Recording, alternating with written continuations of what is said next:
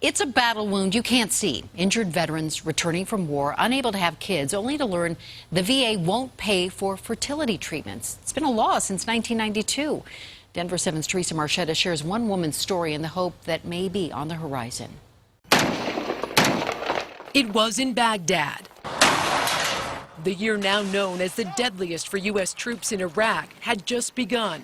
Army Staff Sergeant Michelle Wager was in the middle of it all. I wanted to be a part of the armed services, you know. It was my calling, and I loved it, every minute of it. As a member of the military police unit, she was tasked with bringing order and stability to the war-torn nation, her decade of service ending when her convoy was attacked. Missiles and all kinds of stuff coming in. And I just remember them yelling and some profanities, you know, open the gate, we have wounded. A roadside bomb blew off one of Wager's legs, badly damaged the other, and broke her back. Doctors say she coded 3 times. Military health benefits covered the long and painful road to get Wager back on her feet. This is my good leg. But there was another problem. Her menstrual cycle had completely stopped. And I was having menopausal symptoms, hot flashes, the whole gamut, you know. And at this time I'm 31, and my chances of conceiving naturally are pretty much slim to none. A few years later, Wager met and married the man of her dreams. Despite the grim prognosis, the couple still wanted to try to have children. Wager tried numerous therapies through the VA, including multiple rounds of fertility shots, and then, in September, it finally happened. A miracle. I've never had a miracle happen before, and here is my miracle. It was like the best 7 weeks of my life. I know you're supposed to wait till like the 3rd month, but we told everybody, and then a week later I went in for my ultrasound and there was no heartbeat. So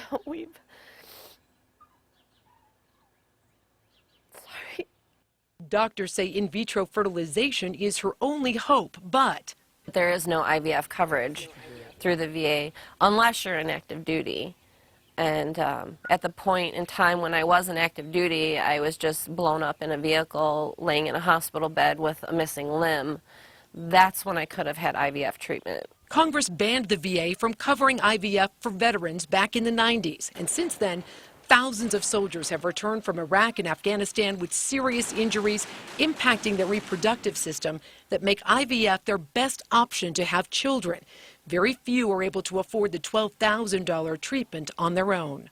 I've already sacrificed enough. I don't feel that I should have to sacrifice the chance to have a child because the VA doesn't want to cover it.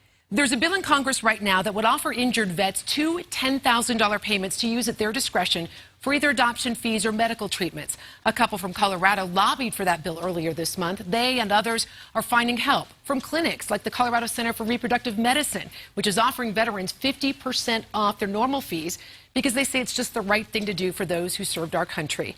I'm Denver 7 anchor Theresa Marchetta.